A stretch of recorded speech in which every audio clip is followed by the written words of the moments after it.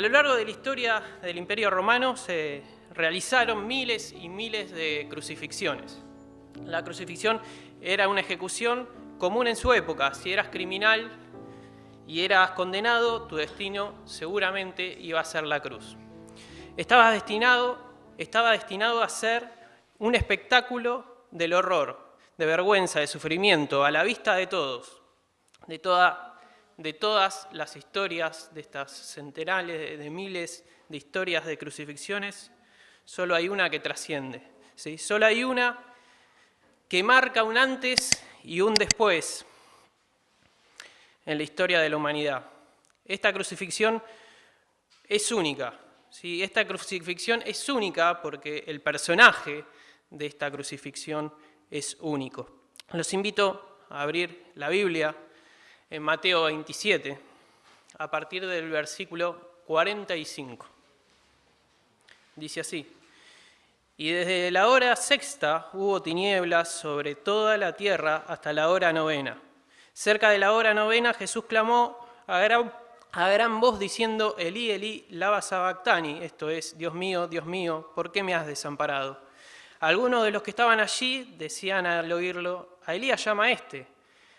Y al instante, corriendo uno de ellos, tomó una esponja y la empapó en vinagre, poniéndola en una caña, le dio a beber. Pero los otros decían: veamos si viene Elías a librarle. Mas Jesús, habiendo otra vez clamado a gran voz, entregó el espíritu. Y aquí el velo del templo se rasgó en dos, de arriba abajo, y la tierra tembló y las rocas se partieron. Y se abrieron los sepulcros y muchos cuerpos de los santos que habían dormido se levantaron. Y saliendo de los sepulcros, después de la resurrección de él, vinieron a la santa ciudad y aparecieron a muchos. ¿Por qué decimos que esta es una crucifixión única? En primer lugar, por el personaje, ¿sí? La crucifixión de un rey. Vemos ahí en el versículo 37 que a modo de ironía, pero diciendo una gran verdad, le pusieron un cartel en su cabeza que decía: este Jesús, el rey de los judíos.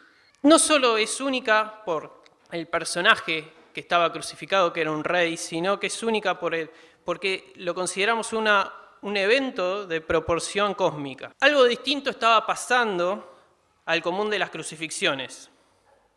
Nos dice ahí que el día se hizo noche. 3 horas de un día se hicieron completamente tinieblas. La tierra tembló, las rocas se partieron, se abrieron los sepulcros y muchos resucitaron. Son cosas fuera de lo común en cualquier otra crucifixión. Pero lo verdaderamente extraordinario que sí estaba llevando a cabo en esa cruz era la expiación. Cristo estaba ofreciéndose como sacrificio redentor. Las personas estaban viendo las catástrofes naturales, pero lo que estaba pasando era mucho más importante. En ese momento se estaba realizando una transacción de valor celestial.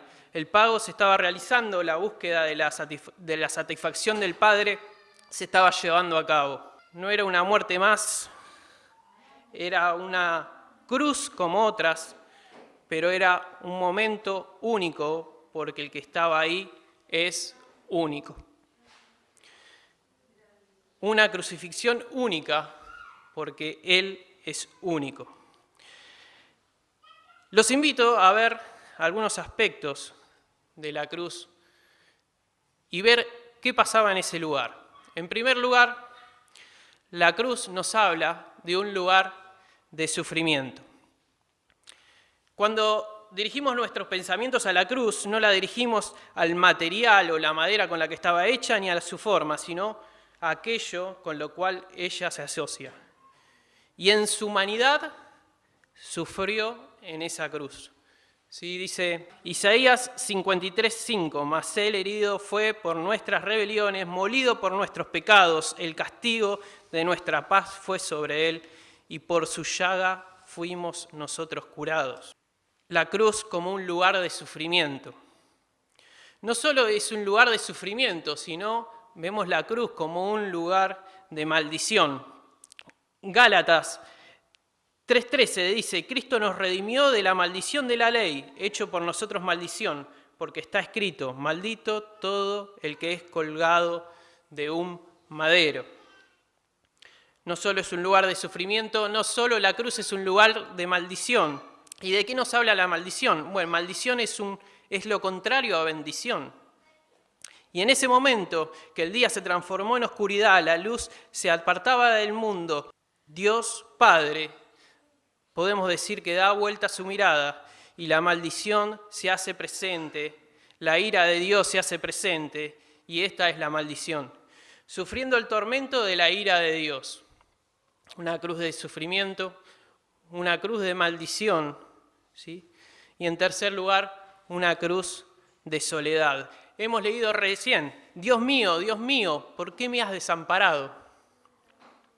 El Padre no pudo ver la escena, no por el dolor, no por la brutalidad de las imágenes, sino por la carga que el protagonista tenía. Uno en la vida se puede sentir solo, ¿sí? Pero una cosa es lo que uno sienta y otro es lo que verdaderamente pasa. Uno se puede sentir solo, pero ¿podemos estar realmente solos? No, Dios siempre está con nosotros, ¿sí? Bueno, pero hubo una excepción. Hubo un día que una persona estuvo sola, ¿sí? Dios se apartó, sufrió el abandono divino. Y sin duda es el mayor dolor y pesar que una persona puede soportar. Este es Jesucristo. Este es el Jesucristo del que predicamos y este es el Jesucristo del que hablamos. Y la historia parece un drama triste, un drama de sufrimiento, pero no nos equivoquemos, ¿sí? Es una historia de amor.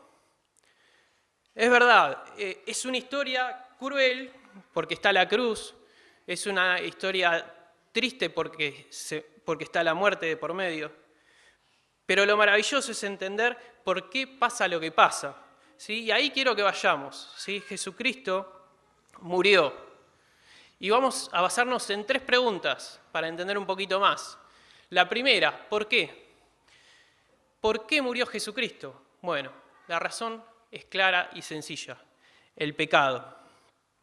El pecado produce separación. Dios en su perfecta santidad no tolera el pecado. Es así que el pecado genera una barrera entre Dios y los hombres. Y la condenación está asegurada para aquellos que son pecadores. Romanos 6:23, se lo pongo ahí y no creo que lo lean, dice, porque la paga del pecado es muerte.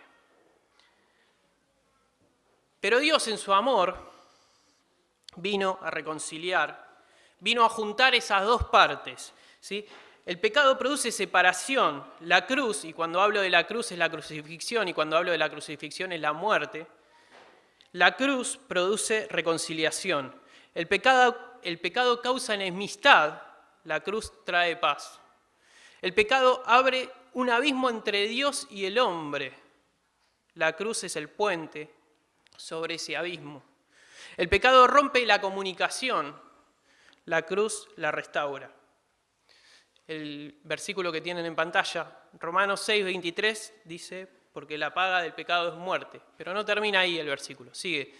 Mas la dádiva de Dios es la vida eterna en Cristo Jesús, Señor nuestro. Contestamos el por qué, por el pecado, ¿sí? Y les invito a leer este versículo en 1 Juan 3:5, lo tienen ahí en pantalla, pero se los leo. Sabéis que Él apareció para quitar nuestros pecados y no hay pecado en Él. La segunda pregunta que vamos a intentar juntos reflexionar es ¿para qué? El por qué ya estaba. ¿Para qué? Y vamos a ver 3 aspectos del para qué. Hay muchos más, pero me baso solo en 3 para no marearlos. El primero, porque yo merecía eso, ¿sí? Sustitución. Como pecador yo merecía la muerte. merecía la condenación. Él tomó mi lugar. Él tomó mi castigo porque Él cargó mi pecado. ¿Sí? Segunda Pedro 2:24 dice, por quien llevó Él mismo nuestros pecados en su cuerpo sobre el madero, para que nosotros, estando muertos a los pecados, vivamos a la justicia, y por cuya herida fuisteis sanados. Él tomó mi lugar, Él tomó mi castigo porque Él cargó mi pecado. Segunda Corintios 5:21 dice, al que no conoció pecado, por nosotros lo hizo pecado, para que nosotros fuéramos hechos justicia de Dios en Él. Y esto nos lleva al segundo punto. El segundo ¿para qué? Es para justificarme. ¿Sí? Y cuando hablamos de justificación, hablamos de hacernos justos. ¿Sí? Nosotros éramos culpables, éramos inmerecedores, merecíamos condenación, pero Jesucristo nos hizo justos. Romanos 5:18 dice, así que como por la transgresión de uno vino la condenación a todos los hombres, de la misma manera, por la justicia de uno, vino a todos los hombres la justificación de vida. Por una persona entró el pecado al mundo. Por una persona se accede a la justificación. ¿Para qué? Para tomar mi lugar. ¿Para qué? Para hacerme justo. Y el tercer ¿para qué?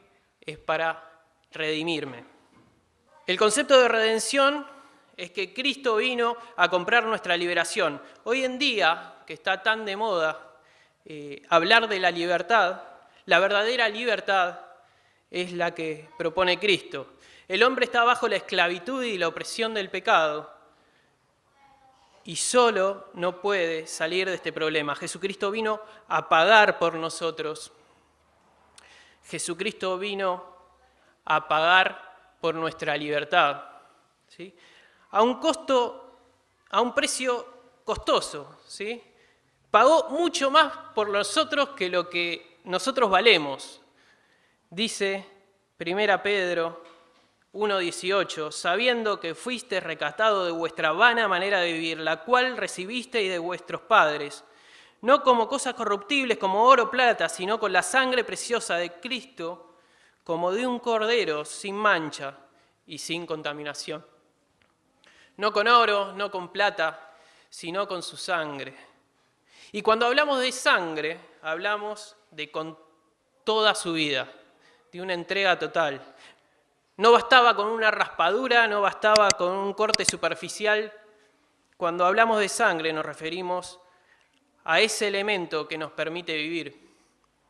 Era necesaria su muerte para nuestra redención, para pagar por nosotros, para que podamos ser libres del pecado y podamos reconciliarnos con Dios. ¿Para qué? Para tomar mi lugar, para justificarme y para redimirme.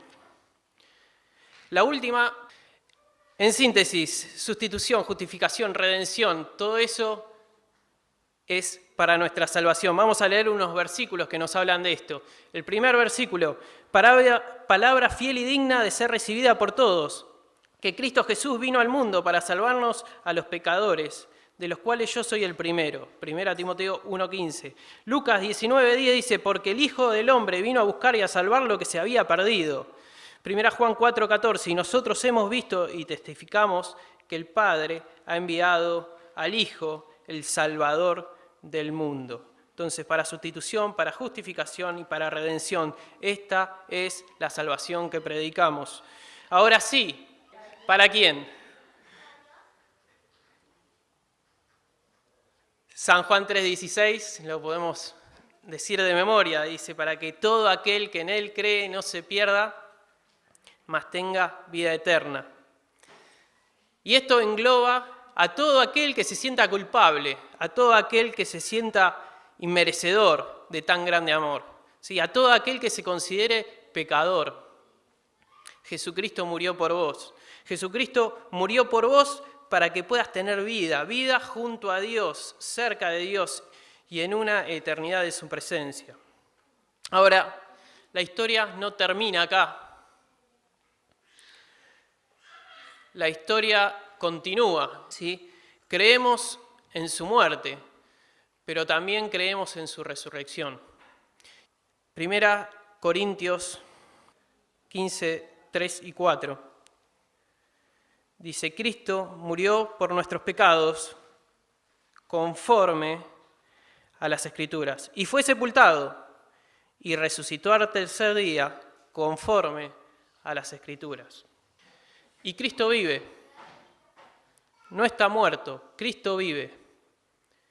Y es así que la muerte, en este caso, no fue el fin, sino que es el principio para que vos y para que yo podamos tener vida. Y esta historia no es una historia de un drama triste, como veíamos, no es una historia de un drama oscuro, no es una historia de un drama de dolor, sino que es una historia de amor, es una historia de luz y es una historia de esperanza. Que esto pueda ser una realidad en tu vida, en mi vida, como en la mayoría de los que estamos acá, ¿sí?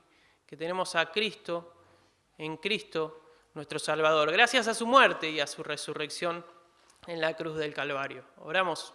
Padre, te agradecemos porque podemos ver en tu obra el gran amor que tuviste para con nosotros, que te llevó a dejar la gloria, que te llevó a dejar tu posición para venir e entregarte por completo en nuestra salvación. Señor, te agradecemos porque es una realidad en muchos de nosotros y te pedimos que si hay alguna persona que nos visita que no entiende esta realidad, puedas abrirle el corazón, pueda ser receptivo a tu palabra y pueda entregarse por completo a ti, Señor. Te agradecemos, te pedimos por todo esto en el nombre del Señor Jesús. Amén.